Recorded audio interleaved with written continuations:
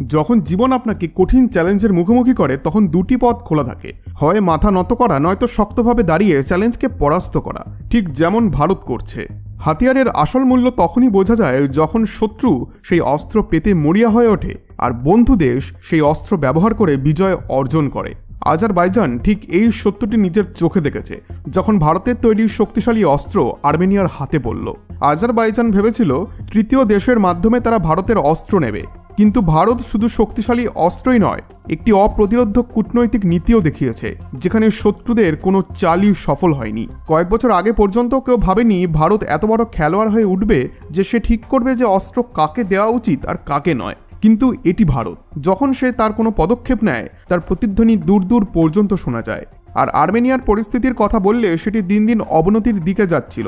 Azerbaijan তার সামনে এমনভাবে দাঁড়িয়েছিল যেন সে সবকিছু জিতে নিয়েই ছাড়বে, কিন্তু বলে না যে সঠিক সময় সঠিক চালই বিজয় এনে দেয়। ভারত এমন শক্তিশালী অস্ত্র আর্মেনিয়ার হাতে তুলে দিল যাতে আজারবাইজানের অহংকার সম্পূর্ণ ভেঙে গেল। যখন আর্মেনিয়া ভারতের তৈরি অস্ত্রের শক্তি প্রদর্শন করল তখন আজারবাইজানের পক্ষে যুদ্ধক্ষেত্রে টিকে থাকা কঠিন হয়ে পড়ল। তার অবস্থা ওই ছাত্রের মতো হয়ে গেল যে সমস্ত পড়াশোনা করেও পরীক্ষায় ফেল হয়ে গেল। কিন্তু এখানেই গল্প শেষ নয়। আজারবাইজান ভাবল যে ভারতের অস্ত্র এতটাই চমৎকার, তাহলে আমরাও সেই অস্ত্র ভারত থেকেই বরং কিনি। কিন্তু সমস্যাটি হলো আজারবাইজান তুরস্ক এবং পাকিস্তানের পুরনো মিত্র। ভারত সরাসরি অস্ত্র সরবরাহ করতে সেখানে অস্বীকার করল। তারা তৃতীয় কোনো দেশের মাধ্যমে অস্ত্র কেনার চেষ্টাও করল, কিন্তু ভারত সেই চালও ধরে ফেলল এবং কোনো উত্তরই দিল না। তখন আজারবাইজান স্পষ্ট বার্তা পেল যে ভারত তার অস্ত্র শত্রুদের জন্য তৈরি করে না। এই পুরো কৌশল এমনভাবে পরিকল্পিত ছিল যা শত্রুরাও বুঝতে পারল না যে আসলে কি ঘটল তাদের সঙ্গে। তুরস্ক এবং পাকিস্তানও সরাসরি বার্তা পেল যে ভারতের নীতি ও কৌশল উভয়ই বদলে গেছে এবং তাদের নীতি থেকে তারা নড়চড় হয় না। ভারতের অস্ত্র এখন কেবল বন্ধুত্বের দৃঢ় ভিত্তি গড়ে তোলে, আর যে শত্রুতার দিকে তাকাবে তাকে ব্যর্থ হতে হবে। এই ঘটনা কেবল একটি অস্ত্র চুক্তি ছিল না, এটি ছিল ভারতের নতুন ভাবনা এবং ক্রমবর্ধমান শক্তির প্রমাণ। আসলেই ভারতের অস্ত্রের বৈশ্বিক চাহিদা এখন নতুন পর্যায়ে পৌঁছে গেছে। বিশ্বের বহু দেশ যারা কয়েক দশক ধরে আমেরিকা, ফ্রান্স এবং রাশিয়া থেকে অস্ত্র কিনত, এখন তারা দ্রুত ভারতের দিকে ঝুঁকছে। এরই মধ্যে সম্প্রতি এমন একটি ঘটনা ঘটেছে যার আলোচনা আন্তর্জাতিক স্তরে চলছে। বড় বড় দেশ ভারতীয় কূটনীতি এবং সামরিক শক্তির প্রশংসা করছে। যদি আপনি বিশ্বের মানচিত্রে নজর দেন তাহলে ভারতের পশ্চিম এবং পূর্ব সমুদ্রপথের ওপারে আর্মেনিয়া এবং আজারবাইজানের মতো দুটি দেশ দেখতে পাবেন। এখানে পাকিস্তান এবং তুরস্কও রয়েছে, যারা আজারবাইজানের ঘনিষ্ঠ মিত্র। এই তিনটি দেশের সম্পর্ক এতটাই গভীর যে যখনই কাশ্মীরের প্রসঙ্গ উঠে আসে তুরস্ক এবং আজারবাইজান সবসময় পাকিস্তানের পাশে দাঁড়ায়। কিন্তু এর সম্পূর্ণ বিপরীতে আর্মেনিয়া বহু দশক ধরে আজারবাইজানের সঙ্গে সীমান্ত বিরোধে জড়িয়ে রয়েছে। মজার বিষয় হলো আর্মেনিয়া সবসময় ভারতের সমর্থনে দাঁড়িয়েছে, তার জম্মু কাশ্মীরের প্রসঙ্গই হোক অথবা বিশ্ব মঞ্চে ভারতের স্বার্থ রক্ষা করাই হোক না কেন। ভারত ও আর্মেনিয়ার প্রতিটি সংকটময় মুহূর্তে পাশে থেকেছে একজন লয়াল বন্ধুর মতো। তা হোক না আধুনিক প্রতিরক্ষা অস্ত্র সরবরাহ করা অথবা আন্তর্জাতিক মঞ্চে তার কণ্ঠকে শক্তিশালী করা। এই বছর আজারবাইজান আবারও আর্মেনিয়ার সঙ্গে বিরোধ শুরু করে, যার ফলে দুই দেশের মধ্যে যুদ্ধের পরিস্থিতি তৈরি হয়। কিন্তু এখানে একটি টুইস্ট আছে।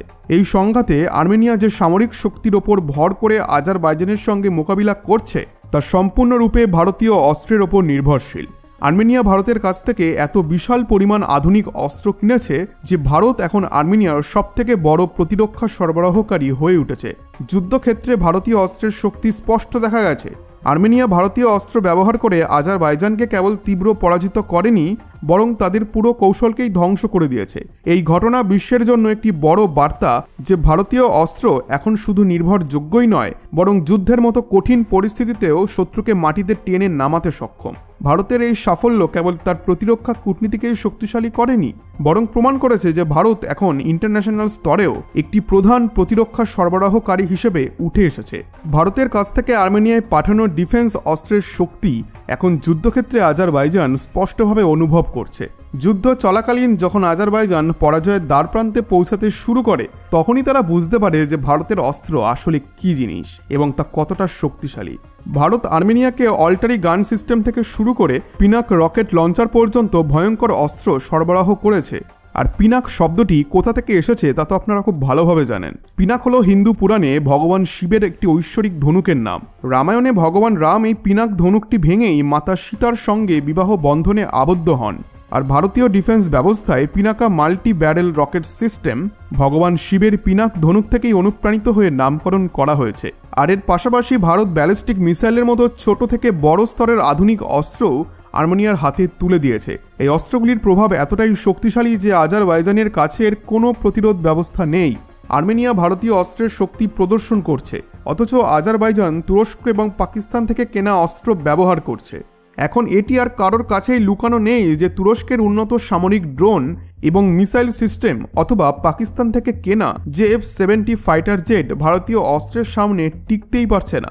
ভারতীয় অস্ত্রের শক্তি এতটাই বেশি যে আজারবাইজানের সব ধরনের অস্ত্র যুদ্ধক্ষেত্রে ব্যর্থ প্রমাণিত হচ্ছে। সম্প্রতি আজারবাইজান পাকিস্তানের সাথে $1.6 বিলিয়ন একটি চুক্তিকে চূড়ান্ত করেছে, যাতে তারা ফাইটার জেট কিনতে পারে।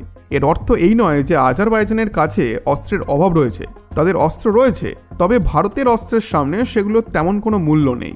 আর্মেনিয়া ভারতীয় অস্ত্রের শক্তির ওপর ভর করে আজারবাইজানের পুরো কৌশলকেই ধ্বংস করে দিচ্ছে। এমনকি ভারতীয় অস্ত্রের সামনে ক্রমাগত পরাজয় দেখতে পেয়ে আজারবাইজান রীতিমতো হতাশ হয়ে পড়ে এবং ভারতকে হুমকি দিতেও শুরু করে। কয়েক মাস আগে আজারবাইজান স্পষ্টভাবে সতর্ক করে দিয়েছিল যে ভারতকে আর্মেনিয়ায় অস্ত্র সরবরাহকে বন্ধ করতে হবে, অন্যথায় এর জন্য গুরুতর পরিণতি ভোগ করতে হবে। কিন্তু ভারত সেই হুমকির সম্পূর্ণ উপেক্ষা করে আর্মেনিয়ার পাশে দাঁড়ানোকে অব্যাহত রাখে। আজারবাইজানের জন্য এই পরিস্থিতি অত্যন্ত অস্বস্তিকর হয়ে পড়েছে। এখন ভারতীয় অস্ত্র যে শুধু যুদ্ধক্ষেত্রে ঝড় তুলেছে তা নয়, বরং ইন্টারন্যাশনাল স্তরেও ভারতের প্রতিরক্ষা কূটনীতিকেও আরও শক্তিশালী করেছে। ভারতের দৃঢ় মনোভাব এবং অস্ত্রের শক্তি প্রমাণ করেছে যে হুমকির সামনে মাথা নত করা ভারতের স্বভাব নয়। সম্প্রতি আজারবাইজান এমন একটি কাজ করেছে যেটি শুনলে আপনি চমকে যাবেন। তারা ভেবেছিল যদি সরাসরি ভারত থেকে অস্ত্র পাওয়া না যায়, তাহলে তৃতীয় কোনো দেশকে মিডলম্যান বানিয়ে ভারতীয় অস্ত্র সংগ্রহ করা যাবে। তাদের পরিকল্পনা ছিল এই অস্ত্র আর্মেনিয়ার বিরুদ্ধে ব্যবহার করা। কিন্তু ভারতের নীতি একেবারেই স্পষ্ট, শত্রুদের কখনোই সমর্থন দেওয়া যাবে না। আজারবাইজান একটি মিত্র দেশের মাধ্যমে ভারতের কাছে একটি অনুরোধ পাঠিয়েছিল। সেখানে শব্দগুলি এমনভাবে সাজানো হয়েছিল যেন আজারবাইজান ভারতীয় অস্ত্রের দীর্ঘমেয়াদী ক্রেতা হতে চায়। তাদের ধারণা ছিল হয়তো ভারত অর্থের লোভে এই প্রস্তাবে রাজি হয়ে যাবে। কিন্তু ভারতের উত্তর ছিল একদম সোজা এবং স্পষ্ট। ভারত এই অনুরোধ সরাসরি প্রত্যাখ্যান করে দেয় এবং স্পষ্ট জানিয়ে দেয় কোনো চুক্তির জন্য মিডলম্যানের প্রয়োজন নেই। এটি শুধু আজারবাইজানকেই নয়, তৃতীয় দেশকেও বড় ধাক্কা দেয়, যারা এই ষড়যন্ত্রের অংশ ছিল। রিপোর্ট অনুযায়ী এটি স্পষ্ট যে আজারবাইজান ভারতীয় অস্ত্র পেতে এখন মরিয়া হয়ে উঠেছে। এখন এই ঘটনাটি দুটি গুরুত্বপূর্ণ বিষয় প্রমাণ করে। প্রথমত, ভারত তার নীতির সঙ্গে কখনো আপোষ করবে না। যত বড় অঙ্কের অর্থই প্রস্তাব করা হোক না কেন, ভারত তা গ্রহণ করবে না। দ্বিতীয়ত, ভারতীয় অস্ত্রের শক্তি এতটাই কার্যকর যে এখন শত্রুরাও তা পাওয়ার চেষ্টা করছে। ভারত তার কূটনৈতিক অবস্থান থেকে আবারও বিশ্বকে এই বার্তা দিয়েছে যে তার প্রতিটি সিদ্ধান্ত তার নীতির ওপর ভিত্তি করে নেওয়া হয় এবং সে সেই নীতি থেকে কখনো সরবে না। এর মাধ্যমে এটি আরও স্পষ্ট যে ভারত এখন লয়াল ফ্রেন্ডের মতো আর্মেনিয়ার পাশে দৃঢ়ভাবে দাঁড়িয়ে আছে এবং কোনো অবস্থাতেই তার বন্ধুদের সঙ্গে বিশ্বাসঘাতকতা করবে না। ভারত প্রমাণ করেছে যে সঠিক সময়ে সঠিক পদক্ষেপই হচ্ছে আসল শক্তি। জীবনের যে কোনো পরিস্থিতিতে যদি আপনি সৎ থেকে নিজের লক্ষ্যে স্থির থাকেন, তবে শত্রুর সবচেয়ে বড় চালও ব্যর্থ হবে। বন্ধুরা, এই বিষয়ে আপনাদের কি মতামত? ভারত কি সঠিক সিদ্ধান্ত নিয়েছে? আপনার মতামত অবশ্যই কমেন্টে জানাবেন। বন্ধুরা, ভিডিওটি ভালো লেগে থাকলে ভিডিওটিতে এখন একটি লাইক করে দিন এবং অবশ্যই শেয়ার করবেন।